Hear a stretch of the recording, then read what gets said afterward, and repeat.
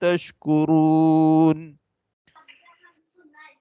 وإذا سألك عبادي عني فإني قريب أجيب دعوة الداع إذا دعاني فليستجيبوا لي وليؤمنوا بي لعلهم يرشدون.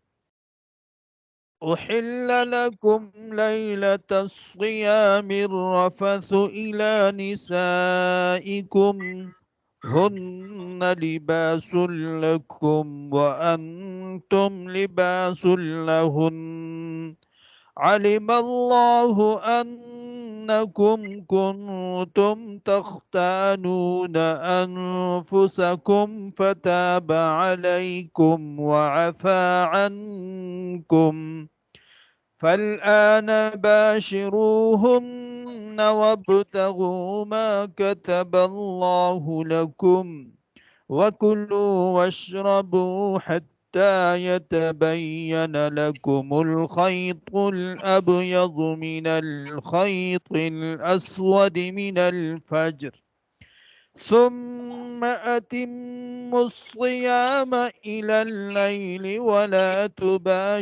تباشروهن وأنتم عاكفون في المساجد تلك حدود الله فلا تقربوها كذلك يبين الله آياته للناس لعلهم يتقون. ولا تأكلوا أموالكم بينكم بالباطل وتدلوا بها إلى الحكام لتأكلوا فريقا من أموال الناس بالإثم وأنتم تعلمون.